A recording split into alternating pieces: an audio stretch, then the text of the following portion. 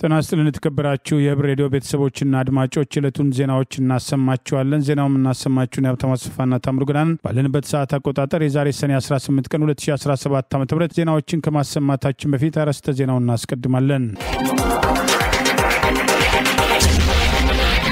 የአማራ ፋኖ ብሔራዊ ኃይል በተለያዩ ቀጠናዎች ዛሬ የሚወሰዳቸው ወታደራዊ እርምጃዎችና የፋኖ ኮማንዶዎች ምርቃት፣ የኦነግ ምላሽ፣ የጤና ባለሙያዎች ንቅናቄ አዲሱ መግለጫ፣ የብሔራዊ ባንኩ ውድቀት፣ የደን ቃጥሎ፣ የፖለቲካ እስረኞች፣ የኬንያ ወጣቶች ተቃውሞ የሚሉና ሌሎችም ዜናዎች ያሉን ዝርዝሩን እንሆ።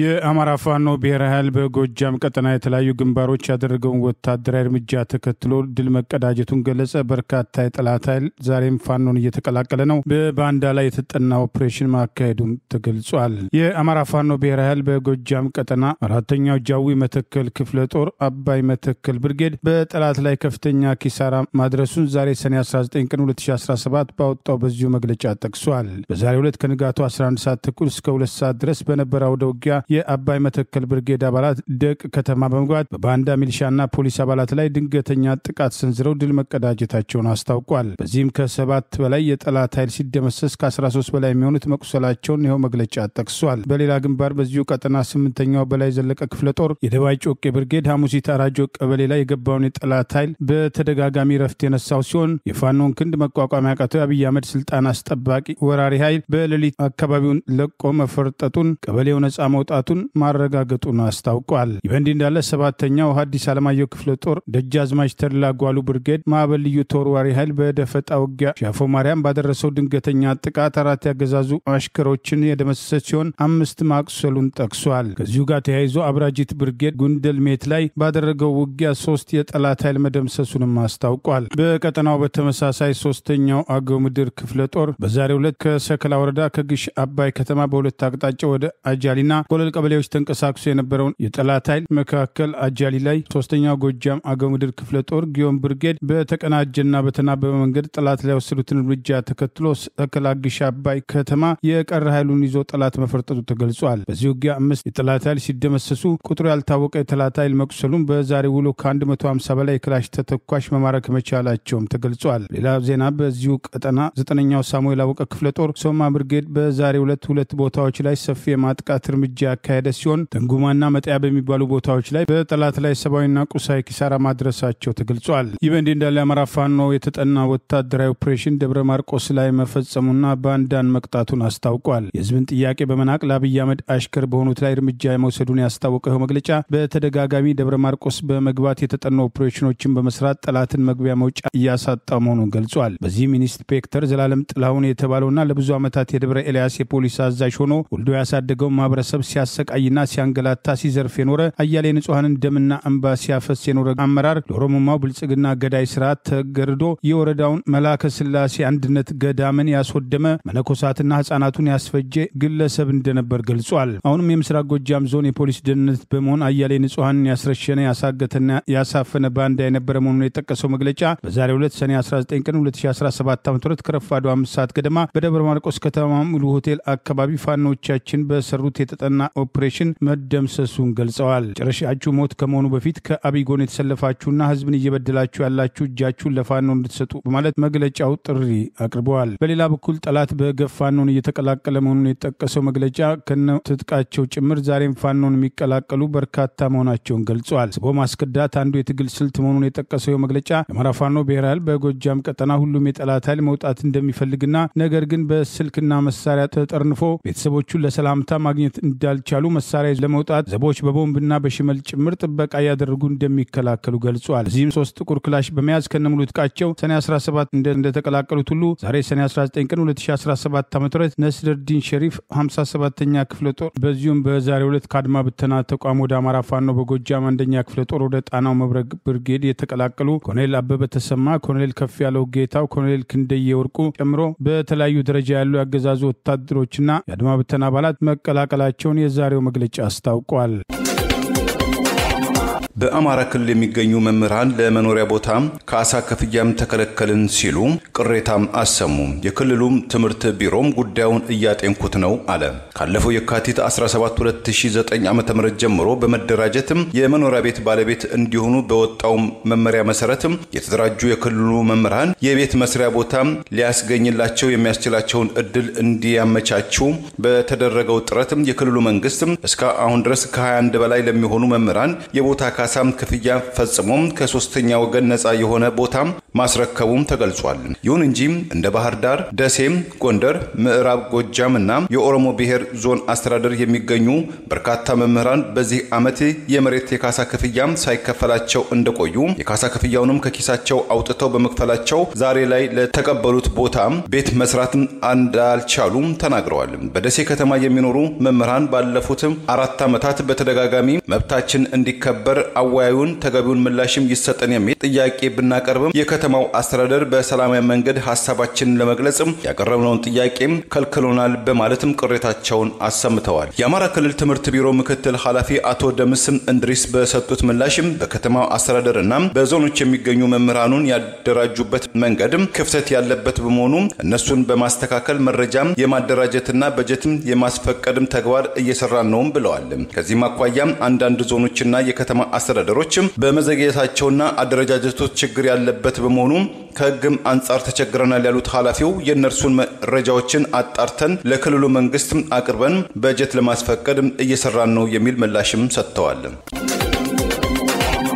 የአማራ ፋኖ ብሔራዊ ኃይል ራያ ቆቦ ኩቢ ቀረንሳ ቅዱስ ጊዮርጊስ ቤተክርስቲያንን አገዛዙ በመድፍ ማውደሙን አስታወቀ። ባለፉት 3 ቀናት እየተደረጉ ያሉ ውጊያዎችን ተከትሎ ድል መቀዳጀቱን አስታውቋል። የአማራ ፋኖ ብሔራዊ ኃይል ከቤተ አማራ ወሎ ቀጠና ዛሬ ሰኔ 19 ቀን 2017 ባወጣው መግለጫ ፋሺስቱ አገዛዝ ብልጽግና ራያ ቆቦ ኩቢ ቀረንሳ ቅዱስ ጊዮርጊስ ቤተክርስቲያንን ዛሬ በመድፍ ማውደሙን አስታውቋል። ምስራቅ አማራ ኮር 1 አውጃኖ ክፍለ ጦር ቁልፍ ይዞታዎች ናቸው ያላቸውን አካባቢዎች ለማስለቀቅና ለመቆጣጠር ጥረት አድርጎ ያልተሳካለት የፋሺስቱ አገዛዝ ብልጽግና ዛሬ ራያ ቆቦ ጮቢ በር በተጠመደ መድፍ ንጋት ጀምሮ የገጠር ታዳጊ ከተሞችን ኢላማ ያደረገ ድብደባ እየፈጸመ ሲሆን ራያ ቆቦ ኩቢ ቀረንሳ ቅዱስ ጊዮርጊስ ቤተክርስቲያንን ሙሉ ለሙሉ አውድሟል ሲል ዛሬ ሰኔ 19 ቀን 2017 ባወጣው በዚሁ መግለጫ ጠቅሷል። ንጹሃን ኢላማ ያደረገው የመድፍ ድብደባ ከቤተክርስቲያኑ በተጨማሪ ትላንት ሰኔ 18 ቀን 2017 አንድ ታዳጊ ህፃን በዲሽቃ በከባድ ሁኔታ አቁስሎ የቤት እንስሳቶችና ንብረት አውድሟል ሲል መግለጫው አስታውሶ ንጹሃንን ህዝብ ኢላማ ያደረገ የመድፍ ድብደባ አሁንም ቀጥሎ በርካታ ሰብአዊና ቁሳዊ ኪሳራ በሰላማዊ ሰዎች ላይ ማድረሱን አስታውሷል። ይህ በእንዲህ እንዳለ ምስራቅ አማራ ኮር 1 አውጃኖ ክፍለ ጦር ባለፉት 3 ቀናት እያደረገ ባለው ብርቱ ትንቅንቅ ተጋድሎ አመርቂ ድሎች ማስመዝገቡን ዛሬ ሰኔ 19 ቀን 2017 አፋባሃ ከቀጠናው ባወጣው ተጨማሪ መግለጫ ጠቅሷል። የፋኖን ጠንካራ ይዞታዎች ለማስለቀቅና ለመቆጣጠር አልሞ ያለ የሌላ ኃይሉን እየተጠቀመ ያለው የፋሺስቱ ብልጽግና ሰራዊት በራያ ቆቦ ጮቢ በርና አማያ ዙሪያ ከአውጃኖ ክፍለ ጦር የደረሰበትን ጸረ ማጥቃት እርምጃ ተከትሎ በርካታ ሰብአዊና ቁሳዊ ኪሳራ ማስተናገዱን ጠቅሷል። በዚህ ተጋድሎ ጠላት ሞርታሮችን ዙ 23 ታንክ ብረት ለበስና መድፍ የተጠቀመበት አውደ ውጊያ 3ኛ ቀኑን ያገባደደ ሲሆን የአውጃኖ ክፍለ ጦር መካናይዝድ በወሰደው ያጸፋ እርምጃ በሞርታር አንድ ዲሽቃ ምድብተኛ ሰራዊት ሙሉ ለሙሉ ሙትና ቁስለኛ በማድረግ ዲሽቃውም ከጥቅም ውጪ መሆኑን አስታውቋል። ከዚህ በተጨማሪ አማያ አዲስ ዓለም ላይ ሆኖ ያዋጋ የነበረ ለጊዜው ማረጉና ማንነቱ ያልታወቀ አመራርን ጨምሮ 11 የጠላት ኃይል ሲደመሰስ ሌሎች መቁሰላቸውንም የአማራ ፋኖ ብሔራዊ ኃይል ከቀጠናው ዛሬ ሰኔ 19 ቀን 2017 ባወጣው በዚሁ መግለጫ ጠቅሷል። ይህ በእንዲህ እንዳለ የተራዘመውን ጦርነት ተከትሎ ያገዛዙ ስልጣን አስጠባቂ ወታደሮች የመዋጋት ሞራል ከጊዜ ወደ ጊዜ እየወደቀ መሄዱን ምክንያት ማድረግ የመጨረሻ ውጊያ እናደርጋለን፣ በዚህ ውጊያ ፋኖን ሙሉ ለሙሉ እናጠፋለን ወይም ቆሞ የማይዋጋበት ደረጃ እናደርሳለን የሚል ቅስቀሳዎች በአገዛዙ ስልጣን አስጠባቂ ወታደሮች ካምፕ ተጠናክሮ መቀጠሉ ታውቋል። ከላይ የመጣ ትዕዛዝ በሚል አዳዲስ ገለጻዎችና ማብራሪያዎች የሚሰጡ ያገዛዙ ወታደራዊ አዛዦች የመጨረሻችን አሁን የቀረችንን ስራ ሰርተን ወደ ሌሎች ቀጠናዎች ትሄዳላችሁ፣ ጦርነቱ ያበቃል የሚል ቅስቀሳ የሚደረግ ቢሆንም ሽንገላውን ያልተቀበሉ ያገዛዙ ስልጣን አስጠባቂ ወታደሮች በተለያዩ ቀጠናዎች ፋኖ የተሰጣቸውን መተማመኛ እየተቀበሉ ከነትጥቃቸውና ከትቁጅም እጃቸውን ለፋኖ እየሰጡ በፈቃዳቸው ወደ ቤተሰቦቻቸው የሚሄዱ ለመጡት መሳሪያ ተገቢው ክፍያ ተከፍሏቸው ለአብይና ጓደኞቹ ስልጣን ማስጠበቂያ ህይወታችንና እናጣም ያሉ በተለያዩ ጊዜያት ከፋኖን ከተቀላቀሉ በኋላ በሚሰጧቸው ምስክሮች ማረጋገጣቸውን ጠቅሰን መዘገባችን አይዘነጋም። ኢትዮጵያን ጨምሮ ከ100 በላይ አገራት የሚሰራጨው የካንሰር ታማሚዎች መድኃኒት በአብዛኛው ደረጃውን ያልጠበቀ ነው ሲል አንድ የምርመራ ጋዜጠኞች ቡድን አጋለጠ። The Bureau of Investigative Journalism ወይም TBIG የተሰኘው የምርመራ ጋዜጠኞች ቡድን በአሜሪካው ኢንዲያና ግዛት የሚገኘው ኖተርዳም ዩኒቨርሲቲ በኢትዮጵያ፣ በካሜሩን፣ በኬንያና በማላዊ ውስጥ ጊዜያቸው ያላለፈ ወይም ኤክስፓየርድ ያልሆኑ 189 ናሙናዎችን ቀደም ሲል በማሰባሰብ በተደረገው ጥራት ከቀረቡት የጸረ ካንሰር መድኃኒቶች ውስጥ 1/5ኛው ደረጃቸውን ያልጠበቁ ሆነው ተገኝተዋልም ብሏል። ጥናቱ ዋና ተመራማሪ ፕሮፌሰር ማርያም ሌቤመን በውጤቱ በእጅጉም ተደናግጠናል ማለታቸውም ተመልክቷል። ከ30 በላይ የጸረ ካንሰር መድኃኒት አምራች ድርጅቶች ስራቸውን በብቃትና በጥራት እንደሚሰሩ የገለጸው የምርመራ ጋዜጠኞች ግኝት ይሁን እንጂ እንደ ፕሮፌሰር ማርያም ገለጻም ጥራት የጎደለው ደረጃውን ያልጠበቀ መድኃኒት ለአንድ የካንሰር ታማሚ ማቅረብ የታማሚውን ወይም የታማሚዋን ተስፋ ማጨለም ማለት ነው ብለውታል። በኢኮኖሚ ዝቅ ባሉት ኢትዮጵያን ጨምሮ ካለፈው 6 ዓመታት በፊት ጀምሮ በኔፓል፣ በሰሜን ኮሪያ፣ በበለጸጉት አገራት በአሜሪካን፣ በእንግሊዝና በሳውዲ አረቢያ ጨምሮ በ100 አገራት ላይ በተደረገው ጥናት ከካንሰር ታማሚዎች መድኃኒት ከሚያቀርቡ ዓለም አቀፍ አምራቾች ተቋማት መካከል አንድ የህንድ አምራች ኩባንያ ለደረትና ለጡት ካንሰር የሚውል ደረጃውን ያልጠበቀ መድኃኒት በማቅረብ በዋነኛነትም ስሙ ተኮኗል ወይም ተጠቅሷል። እንደ ምርመራ ጋዜጠኞቹ ጥናት በዚህ የጸረ ካንሰር መድኃኒት አምራች ኩባንያ ከተወሰዱ 8 ናሙናዎችም ደረጃቸውን ያልጠበቁ ናቸውም ተብሏል። ተወሰዱ 6 ያህልም ናሙናዎች ውስጥ ከግማሽ በላይ ፋብሪካው በለጠፈው ግብአት ወይም ኢንግሪዲየንት ውስጥ ዝቅተኛ ሆኖም ተገኝቷልም ተብሏል። ከዚያ አኳያ መድኃኒቱ ታማሚዎችን ማዳን ሳይሆን ማጃጃል ነው የሚል ወቀሳም ቀርቦበታል። ይህ የሐሰተኛ የካንሰር መድኃኒት ወደ 6 አገራት የተላከ ሲሆን ኢትዮጵያ ዋነኛም የምርቱ ሸማች መሆኗም በጥናቱ ላይ ተመልክቷል። በኢትዮጵያ አዲስ አበባ ከተማ ውስጥ የካንሰር ህመም ላይ ከ20 ዓመት በላይ በሙያ ያገለገሉት ወንድም አገኘው ተገነህ በሰጡትም አስተያየት የኪሞቴራፒ ከሰጠኋቸው ታማሚዎችም የመጀመሪያው የ3 ዙር ህክምና ላይ ጥሩ ምልክት አሳይተው ነበር። በሚቀጥለው ዙር ግን ለውጣቸው በአንድ ጊዜ አሽቆለቆለ፣ በመድኃኒቱ ላይም ጥርጣሬም አደረብኝም ሲሉም ለጋዜጠኞቹ ቡድን አጋልጠዋል። ካንሰር በአሁኑ ወቅት በዓለማችን ላይ በአመት 10 ሚሊዮን ሰዎችን በመግደል ቁጥር 1 ገዳይ በሽታ መሆኑን በሽታውን በአመዛኙ በኑሮ የተጎዱና መካከለኛ ገቢ ባላቸው ከሳህራ በታችም ባሉ አገራትን ባለፈው 30 ዓመት በጥፍ ማደጉም መረጃዎችም ገልጸዋል። ጥራቱን ያልጠበቀ መድኃኒት ወደ ኢትዮጵያ ገብቷል ለሚለው መረጃ አግባብነት ያላቸው የመንግስት ባለስልጣናት እስካሁን ድረስ የሰጡትን ማስተባበያ ወይም ማረጋገጫ የለም። ዓለም አቀፉ የሰብአዊ መብት ተሟጋች ድርጅት የኢትዮጵያ ጤና ባለሙያዎች ላይ እየደረሰ ያለውን እንግልት መቆም አለበት ሲል ጥሪ አቅርበዋል። የጤና ባለሙያዎች ንቅናቄ ድምጽ የሆነው ማህበራዊ ገጽ መሪ ዶክተር ዳንኤል ፈንታ በአስቸኳይ እንዲፈታ ዛሬም ጥሪ ቀርበዋል። የአብይ አገዛዝ የኢትዮጵያ ጤና ባለሙያዎች ላይ እያደረገ ያለውን እንግልት ማቆም አለበት ማለት ዓለም አቀፉ የሰብአዊ መብት ተከራካሪ ድርጅት ሂውማን ራይትስ ዎች ዛሬ ባወጣው መግለጫ አስታውቋል። የኢትዮጵያ ባለስልጣናት የጤና ሰራተኞቻቸውን እንግልት ማቆም አለባቸው ያለው የሂውማን ራይትስ ዎች መግለጫ ባለፈው ግንቦት ወር በአገር አቀፍ ደረጃ በህዝብ ሆስፒታሎችና በጤና ትምህርት ተቋማት አስቸኳይ ያለውን አገልግሎት እንዲቋረጥ ባደረጉት የሥራ ማቆም አድማ ላይ በመሳተፋቸው 47 የጤና ጥበቃ ሰራተኞች መታሰራቸውን ፖሊስ ማስታወቁን ጠቁመዋል። አንድ ኢንተርናሽናል የጤና ጥበቃ ሰራተኞች ቡድን ከግንቦት መጀመሪያ እስከ ሰኔ መጀመሪያ ድረስ 148 የጤና ጥበቃ ሰራተኞች ኢትዮጵያ ውስጥ መታሰራቸውን ለሰብአዊ መብት ተከራካሪ ድርጅቱ ሂውማን ራይትስ ዎች ማሳወቁን የጠቀሰው የመግለጫ የዓለም አቀፉ ሰብአዊ መብት ተከራካሪ ድርጅት ሂውማን ራይትስ ዎች የአፍሪካ ምክትል ዳይሬክተር ላቲቲያ ባደር በሰጡት መግለጫ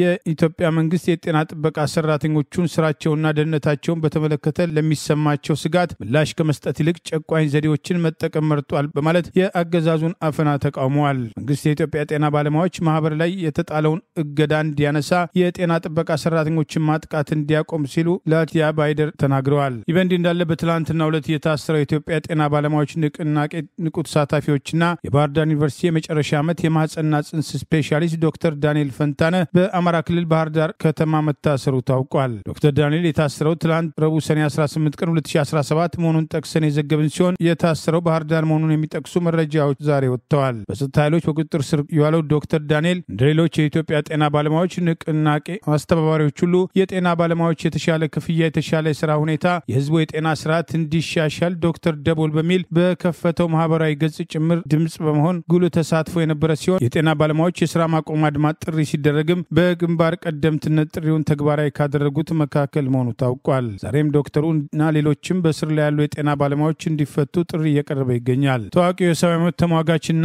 በኢትዮጵያ የሰብአዊ መብት ተሟጋቾች ስብስብ ማህበር ዋና ዳይሬክተር አቶ ያሬድ ኃይለማርያም በበኩላቸው ዶክተር ዳንኤልን ጨምሮ ሁሉም የታሰሩ የጤና ባለሙያዎች በአስቸኳይ እንዲፈቱ ጥሪ አቅርበዋል። የጤና ባለሙያዎች ንቅናቄ ዛሬ በማህበራዊ ገጻቸው ራበኝ ያለን ሐኪም ማሰቃየት ምን የሚሉት ነው? ጥያቄው ግልጽ ነው። ከቻለ መመለስ፣ ካልተቻለ ደግሞ የቀን ገደብ በመስጠት ለጥያቄው እውቅና መስጠት ሲገባ የጤና ባለሙያዎችን ያለ ስራቸው የፖለቲካ ካባ በማልበስ ማሸማቀቅ ምን የሚሉት ነው? አሁንም ሰዓቱ ገና ነው። ባካቸው የበለጠ ጥፋት ሳይመጣ ጥያቄዎቻችንን መልሱ።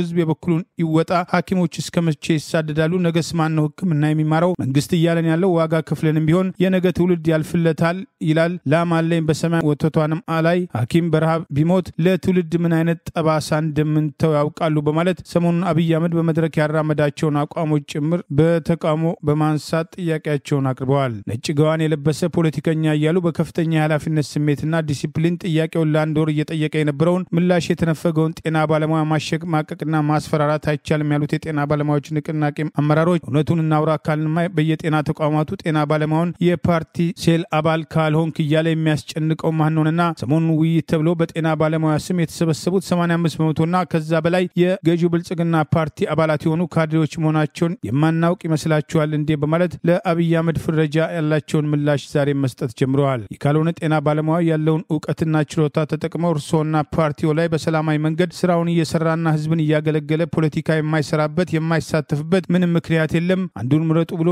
ነገር የለም። ካልሆነ የእርሶ መንግስትና ፓርቲ ከጤና ተቋማት ላይ እጁን ያንሳልን። በግድ ገፋፍታችሁ ከምንጠየፈው ስራችሁና ፖለቲካችሁ አታስገቡን በማለት ከወዲሁ አስጠንቅቀዋል።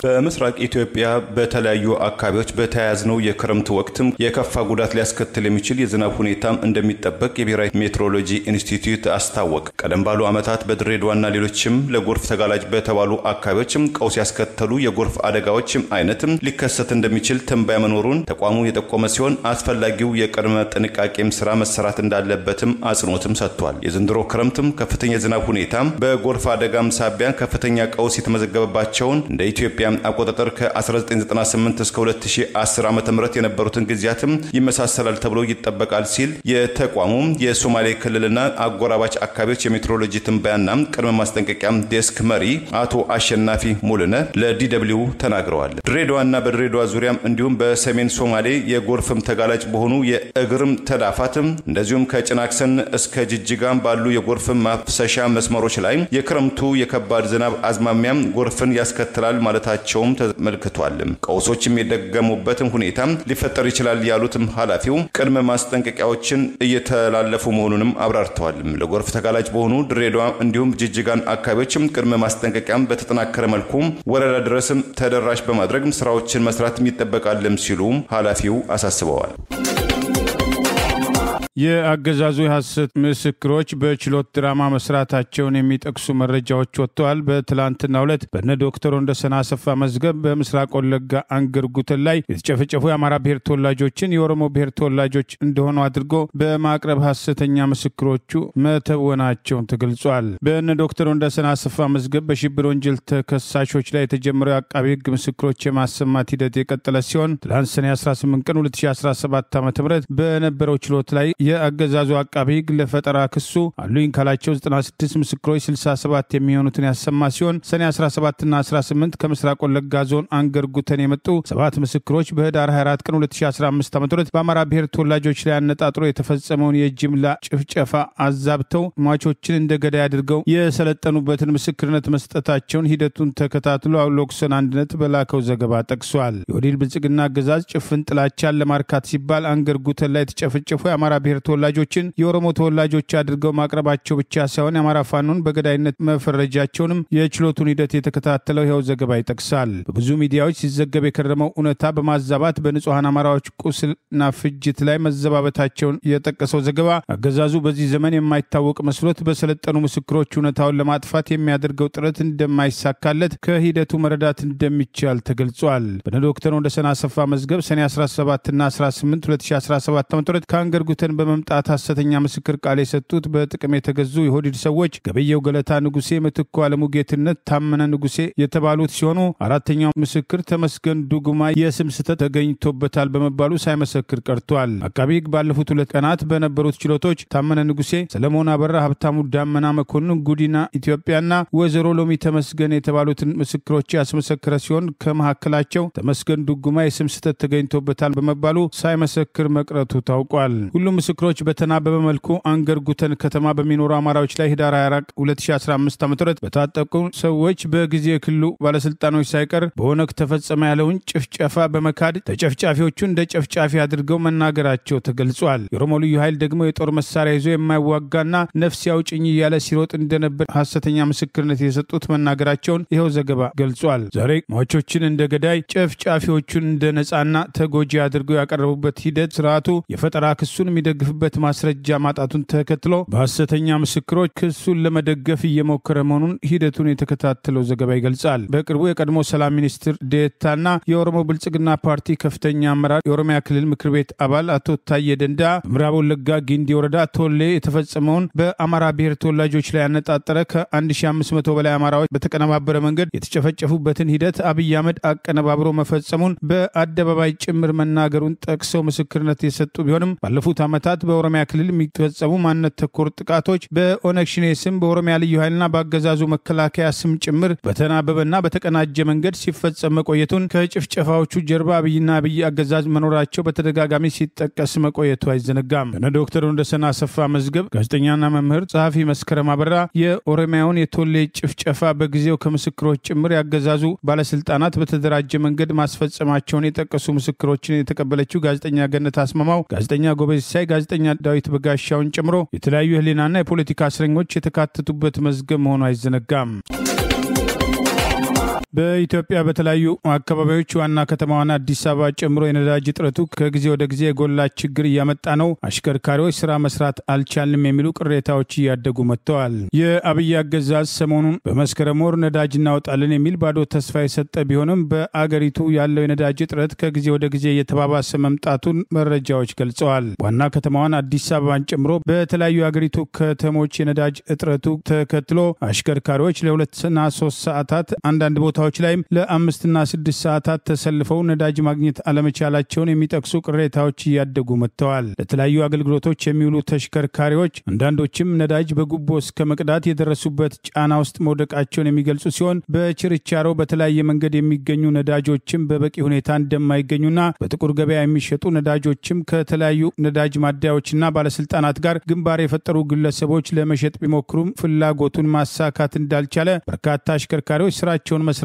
አለመቻላቸውን በተለይም ከባንክ ብድር ወስደው የሚንቀሳቀሱ የከባድ መኪናን ጨምሮ የህዝብ ትራንስፖርት አገልግሎት የሚሰጡ አሽከርካሪዎች ከፍተኛ ችግር ላይ መሆናቸው ታውቋል። ስራችንም በአግባቡ መስራት አልቻልንም፣ ከአዲስ አበባም ሆነ ከተለያዩ ከተሞች ነዳጅ ሳንቀዳ ወጥተን እዚህ ቦታ ነዳጅ እናገኛለን ብለን መንቀሳቀስ አንችልም፣ በሀገሪቱ ውስጥ ግልጽ የሆነ የነዳጅ እጥረት ተፈጥሯል የሚሉ ችግሮችን የአገዛዙ ባለስልጣናት ማዳመጥ እንዳልፈለጉ በቅሬታ ማንሳት ጀምረዋል። የነዳጅ እጥረቱ ምክንያት ምን እንደሆነ ለጊዜው የተገለጸ ባይሆንም ከጅቡቲ የሚመጡ ነዳጅ የጫኑ ቦቴዎች ከወትሮ የተለየ እንቅስቃሴ እንደማያደርጉና አሽከርካሪዎች ከጊዜ ወደ ጊዜ የሚደርስባቸውን ጥቃት ተከትሎ በተበላሹ መንገዶች ጭምር ለማሽከርከር የተገደዱ ቢሆንም በአሁኑ ወቅት በአገሪቱ ያለው የነዳጅ እጥረት አሳሳቢ ደረጃ መድረሱን በኢኮኖሚው ላይ ተጨማሪ ጫና እንደሚፈጥር እየተገለጸ ነው። የአብይ አገዛዝ ቀደም ሲል በነዳጅ ላይ ለተወሰኑ አገልግሎቶች ድጎማ አላቋርጥም ያለ ቢሆንም በቅርቡ የወሰነውን ውሳኔ ተከትሎ ለነዳጅ ሙሉ ለሙሉ ድጎማ አቋርጠናል፣ ተጨማሪ ሴት ታክስ ከነዳጅ ከሚቀዱ ላይ እንሰበስባለን ያለ ቢሆንም በተለያየ መንገድ አገዛዙ ከህዝብ የሚዘርፋቸውን ገንዘቦች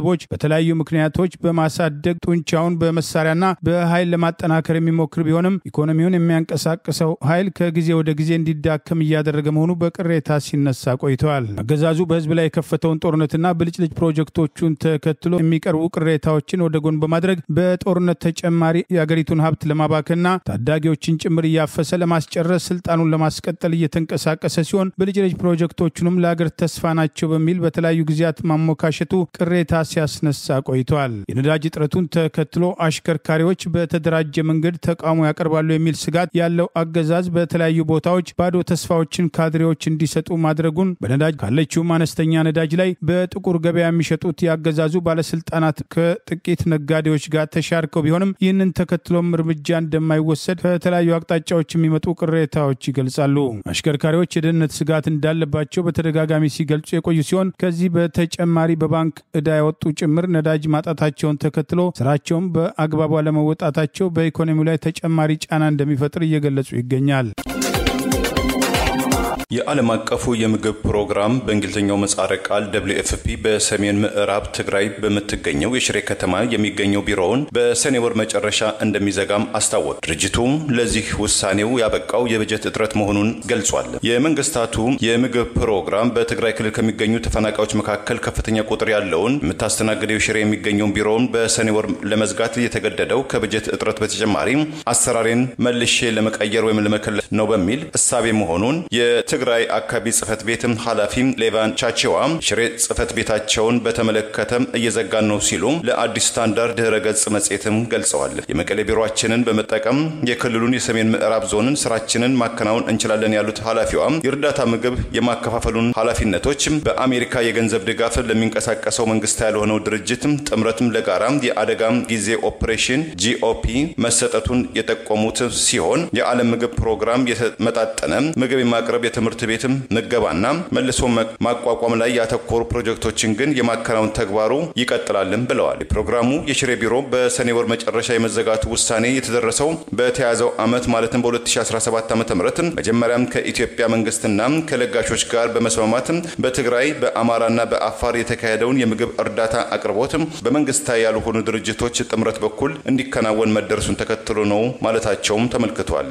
በሰሜን ኢትዮጵያ ጦርነት ከመካሄዱ ከ2013 ዓ.ም በፊት የሰብአዊ እርዳታ አቅርቦቶችም ከናወኑ የነበረው በመንግስታዊ ያልሆኑ ድርጅቶች ጥምረት በኩል መሆኑን ያስታወሱትም ቃል አቀባይዋ የዓለም የምግብ ፕሮግራም ሰፊ የሎጂስቲክ አቅምና የአደጋ ጊዜ ዕውቀት ያላቸው ባለሙያዎችም ስላሉትም በወቅቱ ከ2014 ዓ.ም ጀምሮ የስራውን ሸክም ተቀብሎ ሲሰራ መቆየቱን ገልጸዋል። ስራዎቹን መልሶ ለማጣራቱ የማስረከቡም ሂደትን በሰኔ ወር በ2025 ይጠናቀቃልም ብለዋል። የሽሬ ቢሮው የተዘጋው የኛን የስራ ኃይል አሁን ካለንበት የስራ አፈጻጸማችን መጠንና ስፋት ጋር ለማጣጣም አስፈላጊ እርምጃ በመሆኑ ነው ሲሉ የገለጹት ቃል አቀባይዋ ይሁን እንጂ እነዚህ ውሳኔዎች የተወሰዱት የተቸገሩና የሰብአዊ እርዳታ አቅራቦቶችን በማጥራት ለማዳረስ የሚያስችል ሁኔታዎችን ከፍተኛ ግምት ውስጥ በማስገባት ነው ሲሉም ተናግረዋል።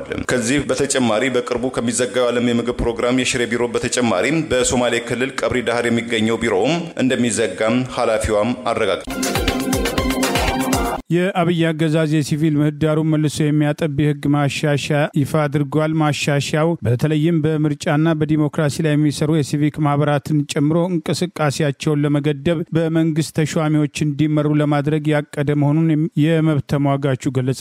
በአብይ አገዛዝ የሲቪል ምህዳሩን መልሶ የሚያጠብ የህግ ማሻሻያ መዘጋጀቱን ምክንያት በማድረግ ማሻሻያውን ከቀድሞ ህግ ጋር በማነጻጸር የመብት ተሟጋቹ አቶ ያሬድ ኃይለማርያም እንደ ህግ ባለሙያና እንደ መብት ተሟጋች በግሉ አስተያየቱን በመስጠት ማሻሻያዎቹ ተጨማሪ አፈና ለማድረግ የታሰቡ መሆናቸውን ገልጿል። የተለያዩ የማሻሻያ አንቀጾቹን በመዘርዘር ካለፈው ህግ ጋር በማነጻጸር አገዛዙ የለወጣቸውን የህግ አንቀጾችና የተሻሻሉትን ጭምር የጠቀሰ ሲሆን እጅግ አደገኛ የሆነውና ማሻሻያ ከተደረገባቸው አዋጆች ክፍሎች አንዱ አንቀጽ 62 ንዑስ አንቀጽ 5፣ 6 እና 7 መሆኑን ጠቅሶ የተሻሻለው ንዑስ አንቀጽ 5 የውጭ ድርጅቶችና ኢትዮጵያ ውስጥ በሚኖሩ የውጭ ሀገር ዜጎች የተመሰረቱ ሀገር በቀል ድርጅቶች በቀጥታም ሆነ በተዘዋዋሪ ለሀገር በቀል ድርጅቶች የፋይናንስ ወይም የቴክኒካል ድጋፎች በመስጠት የፖለቲካ አድቮኬሲ፣ በመራጮች ትምህርት ወይም በምርጫ መታዘብ ወይም ማንኛውም ከምርጫ ጋር የተያዘ ስራ ላይ መሰማራት አይችሉም በማለት የአፈና ማሻሻያ መካተቱን አስታውቋል። ዓላማው መገመት እንደሚቻለው የውጭ ድርጅቶች በአገሪቱ ፖለቲካ ላይ ተጽዕኖ እንዳይኖራቸው ከማሰብ የመነጨ ቢመስልም በአገሪቱ ውስጥ በተለይም በፖለቲካ አድቮኬሲ፣ በምርጫ ዙሪያና ከምርጫ ጋር በተያያዙ ስራዎች ላይ አተኩሮ የሚሰሩ አገር በቀል ድርጅቶች የገንዘብ ምንጫቸው ሙሉ በሙሉ ከውጭ ድርጅቶችና የውጭ ሀገር ዜጎች ዜጎች በሆኑ ለጋሽ ፋውንዴሽኖች እንደሆነ ስለሚታወቅ እነዚህ አገር በቀል ድርጅቶች ሙሉ ለሙሉ ከዲሞክራሲ ስርዓት ግንባታ ሊያገላቸውና ህዝብን በማንቃትም ሆነ በምርጫ ወቅት በመንግስት ሊፈጸሙ የሚችሉ ግድፈቶችን ነቅሰው በማውጣትና በማጋለጥ የሚኖራቸውን ጉልህ ሚና የሚገድብ መሆኑን ጠቅሷል። የአንቀጽ ቀደም ሲል በዓለም አቀፍ ደረጃ ከፍተኛ ውግዘት ከገጠመውና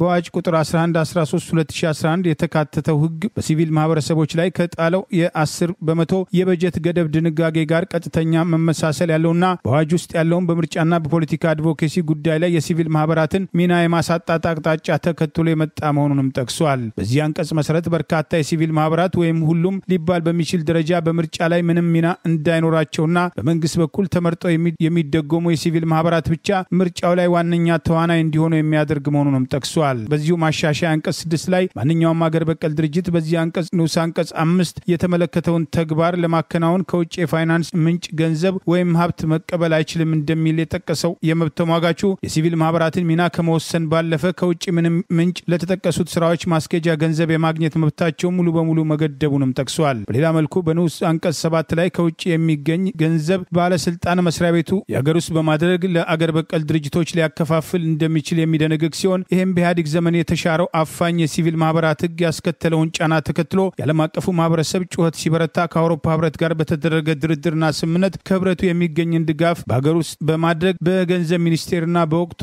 በነበረው የሰብአዊ መብት ኮሚሽን ተቆጣጣሪነት በመንግስት ለተመረጡ ድርጅቶች ብቻ ይሰጥ የነበረውን አሰራር ደግሞ የሚያመጣ መሆኑን ጠቅሷል። በርካታ የአዋጁን ክፍሎች በመዘርዘር የረቂቅ ህጉ ለህዝብ በተለይም ለባለድርሻ አካላት ይፋ ተደርጎ ወደ ፓርላማ ከመላኩ በፊት ሰፊ ውይይት እንዲደረግበት በማርቀቅና በረቀቁ ረቂቆች ላይ የሲቪል ማህበረሰቡና ገለልተኛ የህግ ባለሙያዎች አስተያየት እንዲሰጡበትና ከተቻለም አማራጭ የሚሏቸውን ሀሳቦች እንዲያቀርቡ ሊፈቀድ እንደሚገባም ጠቅሷል። በተሻሻለው የአዋጅ ረቂቅ ላይ የተካተቱት የሲቪክ ምህዳሩን ሊያጠቡ የሚችሉ የሲቪክ ማህበራትን በአገሪቱ ምርጫ ሂደቶች ላይ የነቃ ተሳትፎ እንዳያደርጉ፣ ህዝብን እንዳያስተምሩና እንዳያነቁ፣ ምርጫን እንዲሳተፉና የፖለቲካ አድቮኬሲ ወይም ውትወታ እንዳይሰሩ የሚገድብና እንቅፋት የሚሆኑ አንቀጾች ሙሉ በሙሉ ተሽረው ቀደም ሲል አሁንም በስራ ላይ ያለው ህግ እንዲተገበር ማሻሻያውን ተቃውሞ አስተያየቱን አስፍሯል። የኢትዮጵያ ሰብአዊ መብቶች ኮሚሽን ሁሌም እንደሚያደርገው እንዲህ ያሉ ምህዳሩን የሚያጠቡና የዜጎችን የመደራጀት መብት አደጋ ላይ የሚጥሉ የህግ ማቀፎች ከመጽደቃቸው በፊት የሚጠበቅበትን ኃላፊነት እንዲወጣና የሚዲያ ህጉ ሲጸድቅ ያሳየውን ዝምታ በመስበር በህግ የዜጎች መብት የመገደብና የማጥበብ ክፉ ልማዶችን ለማስቀረት ድምጹን በይፋ እንዲያሰማ ጥሪ አቅርበዋል። የሲቪክ ምህዳሩን የመጠበቅና ለመብቱም ዘብ የመቆም ጥሩ የህግ ማቀፍ እንዲኖር ጤናማ የሆነ የሲቪል ማህበረሰብ እንዲፈጠር ግንባር ቀደም ሆኖ በርካታ ስራዎችን ማከናወን የሚጠበቅበት የሲቪል ማህበረሰቡ ራሱ ዝምታውን ሊሰብር ይገባል በማለት ጥሪ ያቀረበ ሲሆን ኢትዮጵያ እጅግ ውስብስብና በርካታ ሰብአዊ መብቶች ችግሮችና ጥሰቶች ባሉበት ሀገር የህግ የበላይነት በተጓደለበትና የዘፈቀደ አሰራር ቅቡልነት ያገኘ ልማድ እየሆነ በመጣበት እንዲሁም የዲሞክራሲ ባህል ከዕለት ዕለት እየቀነጨረ በሄደበት አገር ውስጥ የሲቪል ማህበረሰቡ ግንባር ቀደም ሆኖ ብዙ አዎንታዊ ስራዎችን በመስራት አቅጣጫ አመላካች መሆን ሲገባው ጭራሽ የሚንቀሳቀስበት ምህዳር ሲጠብ ተሽኮርማሚ በመሆን ዳር ቆሞ የሚመለከት ከሆነ ለሚፈጸሙት ጥፋቶችና ወደፊትም ለሚደርሱ አደጋዎች ሁሉ እኩል ተጠያቂነት እንዳለበት የህግ ባለሙያና የመብት ተሟጋቹ አቶ ያሬድ ኃይለማርያም የአዋጁን ማሻሻያ ተከትሎ ተቃውሞውን አሰምተዋል።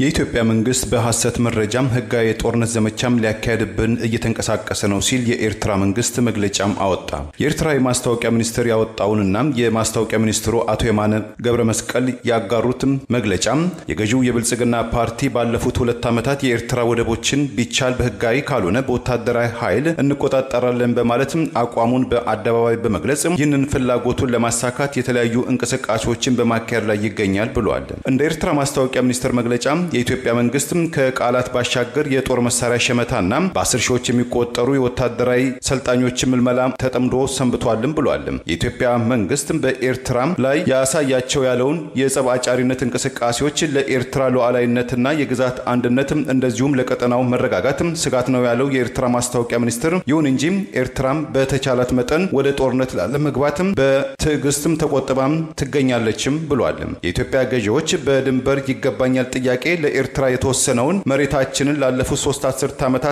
አልሰጡንም። የዛሬ 7 ዓመታትም የተፈጸመውን የሰላም ስምምነትን እንዲሁ ተግባራዊ ባለማድረግ በሐሰትም ትርክት ላይ ተጠምዷል ያለው የኤርትራ ማስታወቂያ ሚኒስትር መግለጫ ኤርትራም ዛሬም የተወሰነላትን መሬትን እንዲመለስላት ትሻለች። የኢትዮጵያ ገዦችም የሚያደርጉትን የእነርሱ ያልሆነ ሉዓላዊ መሬትና ባህርን የመያዝ ህልማቸውን አይሳካም ብለዋል። የኢትዮጵያ ውጭ ጉዳይ ሚኒስትር ሰሞኑን የኤርትራ መንግስት በኢትዮጵያና በጥቅሞቿ ላይ ያነጣጠረ ያላቸውን ትንኮሳዎችም ያቁሙ በማለትም ለዓለም አቀፍ ማህበረሰብ ይድረስ የሚል መግለጫ ማውጣቱ ይታወሳል። የአሜሪካው ፕሬዝዳንት ዶናልድ ትራምፕ እስራኤልን ከመፈራረስ በመታደጋችን ጠቅላይ ሚኒስትሩ ኔታንያሁም ከቀረበባቸው የአገር ውስጥ ክስ ነፃ ሊሆኑ ይገባል ማለታቸው በእስራኤል ፖለቲከኞች ዘንድም ተቃውሞም ድጋፍም አስነሳ። ፕሬዝዳንት ዶናልድ ትራምፕ ትሩዝ በተሰኘው ማህበራዊ ትስስር ገጻቸው በትላንትናው ዕለት ባሰፈሩት ዘለግ ያለን ጽሑፋቸው እኔና ኔታንያሁ ወይም ቢቢ እስከ ሲኦል ድረስም ዘልቀን የእስራኤል የረጅም ጊዜ ያሏትን ጠላትም የሆነችው ኢራንን ተዋግተናል። እስራኤል ቢቢን የመሰለም ተዋጊ መሪም እስከ አሁን ድረስ አላፈራችም። ቢቢ ለቅድስት ሀገር እስራኤል ያለው ፍቅር የተለየ ነው ብለዋል። ትራምፕ አስተያየታቸውን ሲቀጥሉ አሜሪካ እስራኤልን ታድጋታለች፣ አሁን ደግሞ አሜሪካ ቢቢን ኔታንያሁን ትታደጋለች ያሉት ሲሆን የፊታችን ሰኞ የፍርድ ቤት ቀጠሮ ያለባቸው ጠቅላይ ሚኒስትር ኔታንያሁ ክስም ውድቅም እንዲሆን ሲሉ ትራምፕም ጠይቀዋል። የእስራኤሉ ጠቅላይ ሚኒስትር ኔታንያሁ ታላቅ ጀግና በማለትም ያወደሷቸው ፕሬዝዳንት ዶናልድ ትራምፕ በጠቅላይ ሚኒስትር ኔታንያሁ ላይ የቀረበውን 3 የሙስና ወንጀሎችን ክስን በሐሰት የተቀነባበሩም ሲሉ አጣጥለውታል።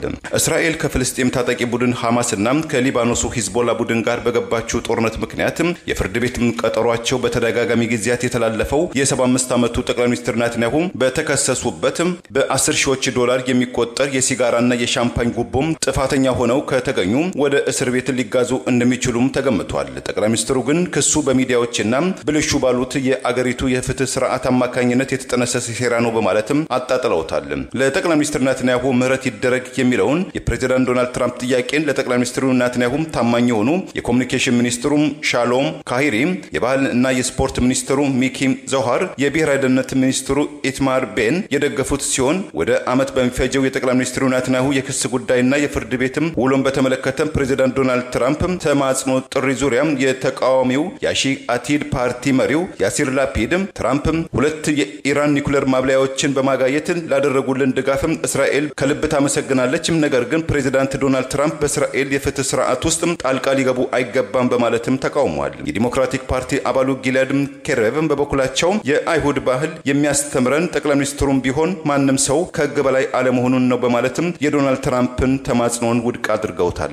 ዛሬ ያሉን ዜናዎች እነዚህ ናቸው። ዜናውን ስታደምጡ ለቆያችሁ የህብር ሬዲዮ ቤተሰቦችና አድማጮች ምስጋናችን ይድረሳችሁ። የህብር ሬዲዮ ኦፊሻል ዩቲዩብ ቻናላችንን ሰብስክራይብ ያላደረጋችሁ ሰብስክራይብ በማድረግ በተጨማሪም የደውል ምልክቱን በመጫን የህብር ሬዲዮ ቤተሰብ እንድትቀላቀሉ በአክብሮት እንጋብዛለን። እንደወትሮ ሁሉ የህብር ሬዲዮ ቤተሰቦች ፕሮግራሞቻችንን ላይክ በማድረግ ሼር በማድረግ አስተያየቶቻችሁን በመስጠት አብሮነታችሁን እንድትገልጹ በአክብሮት እንጠይቃለን። በድጋሚ እናመሰግናለን። ጤና ይስጥልን። ቸር እንቆይ።